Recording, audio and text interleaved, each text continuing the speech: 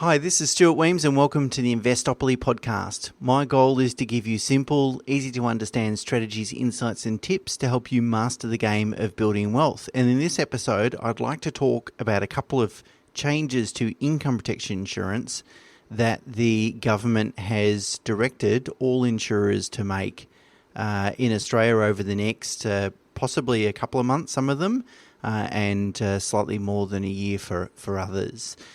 So I wrote a blog and did a podcast at the end of 2019 about how difficult it's becoming to obtain personal risk protection insurance, such as income protection, life and total and permanent disability insurance and so on, and that even minor medical issues and also history in respect to mental health is having a big impact on our clients being able to get their desired level of cover. And so that kind of set the scenes, I guess, in regards to what's going on in the insurance industry. But in December 2019, the Australian Prudential Regulatory Authority, or APRA, it's the government body, directed insurers to make some pretty significant changes to their products. And this is what I'd like to talk about.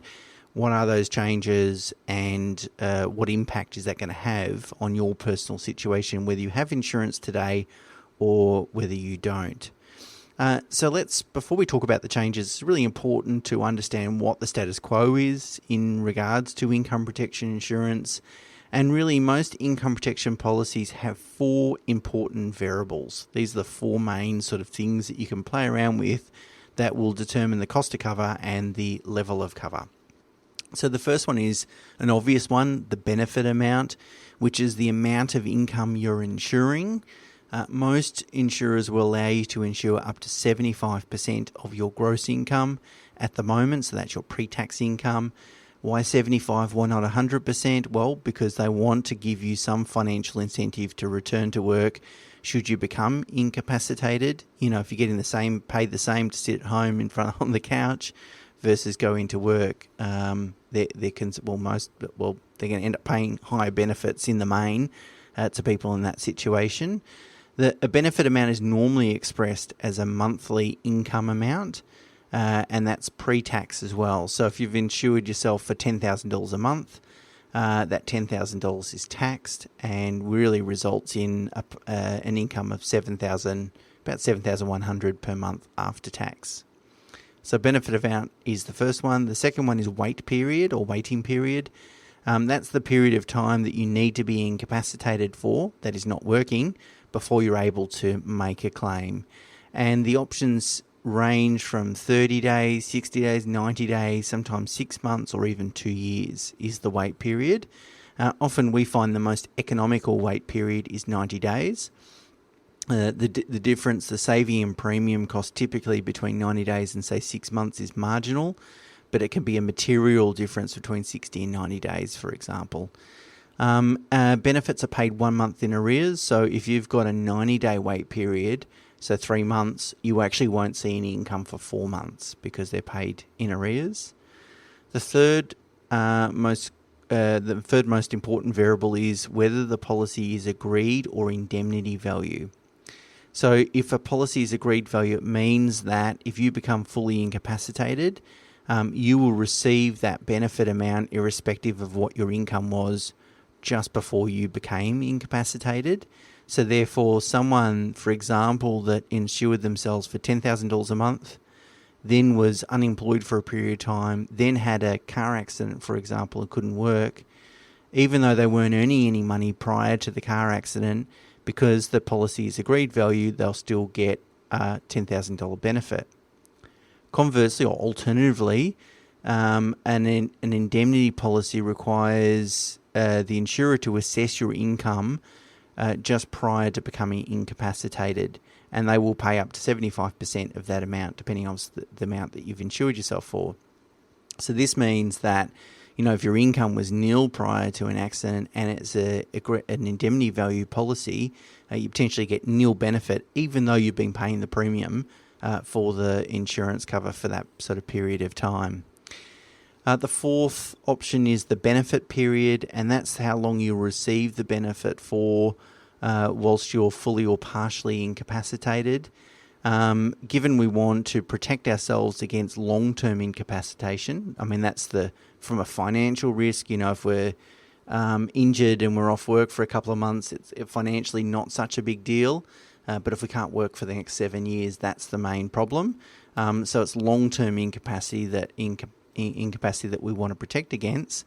We typically recommend a benefit period to age 65, so right through to retirement, so that if you have a car accident and you can't work ever again, you're going to receive that income stream until you're retired. Okay, so now why has the government stepped in and decided to make these changes? Well, according to APRA, Australian insurers over the last 5 years have lost $3.4 billion. And in fact, within that $3.4 billion, just in the last 9 months to September 2019, they lost $1 billion alone. So that means that the premiums that they're charging and any returns off investments that they hold is significantly lower than the amount of benefits they're paying out to insured persons. So they're losing money, and they're losing a lot of money. And that APRA was worried that if they didn't jump in and make some changes in the market, that it's possible insurers would exit from the market because of how unprofitable it is. And then if that occurred, then income protection insurance maybe is no longer available in Australia. That's to the detriment really of Australia and its people. But they found over a period of time, looking at this and talking to insurers, that none of them were brave enough to be the first mover, to make the changes first. So they thought the best response would be to come out and force the changes upon the industry as a whole. And really, APRA's decided to they made a number of changes, but the main two are the ones that I'd like to talk about. The first key change is that APRA wants insurers to cease offering agreed value policies from the end of March 2020. In addition, they want insurers to ensure that the total income that you may receive, that an insured person may receive in the first 6 months of a claim, should be no more than their pre-disability income. So quite often, if you have an accident, you might get compensation, annual leave, sick leave, these sorts of benefits. So they want to ensure that a person's actually not better off financially from an income perspective in the first 6 months, which might mean they reduce the amount of benefit that they pay you. So again, you could be paying for insurance cover that you may never receive. The second key change is that they want the maximum contractual term to be 5 years or shorter, and to make it more difficult to receive long-term benefits. So in terms of contract term, at the moment, currently you can get a contract term out to age 65. So if you're 40 today, that's a 25-year contract term. The insurer can change the premium amounts, but they can't change the benefits that they've promised you during that contract term whilst it's in force. And it has automatic renewability each year as you pay the premium. APRA wants insurers to change that so that you have a 5-year contract. At the end of that 5 year, it's automatically renewed without, or at least offered to be automatically renewed without requiring medical underwriting, but that they can change the terms and conditions of the coverage. So clearly, if they're still losing money, they're going to back off the promises that they're giving you or what the product covers you for. Comprehensiveness is probably the word I'm looking for. So if you're in that situation, you've either got the option to accept that lower quality product or move to a different insurance company if you're actually able to from an insurability perspective. So if you're still in good health and all those sorts of things. Lastly, APRA wants to make it a bit more difficult to receive long-term benefits, such as insurers imposing stricter disability definitions for long-term periods and so forth. So again, they want to, harmonise the level of cover that insurers are offering and make sure that level of cover is sustainable, so that insurers will still be in the Australian market. So the first one and the big one is really no more agreed value policies. And there's a few problems with indemnity value policies, or a few risks that they can create. Obviously, they rely upon the insurer to determine your pre-disability income at time of claim. And that income could be a different amount to when you first took out the policy. So in determining pre-disability income, most insurance companies will measure it or define it as the best consecutive 12-month period over a period of 2 to 3 years prior to you becoming incapacitated. So it doesn't have to be just the exact 12 months preceding the incapacitation or the inability to work.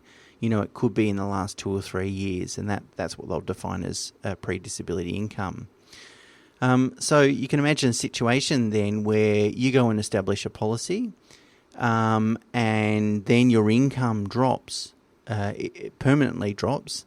It's possible that then you're paying a premium for a benefit that you'll never receive, and obviously that just seems like a waste of money.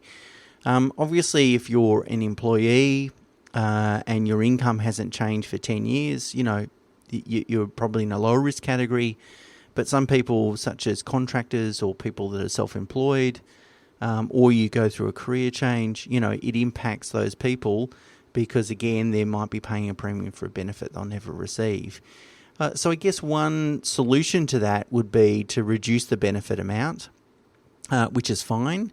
And what you could do is you reduce the benefit amount to your current income level. However, consider the situation if your income rises in the future. Will you be able to go back and increase the benefit? We can certainly apply to do that, but you'll have to go through full medical underwriting. So if you've not in perfect health or you've suffered a health condition in the interim, then that might affect your future insurability. And in fact, you might not have the opportunity to increase your cover back to that higher level again in the future.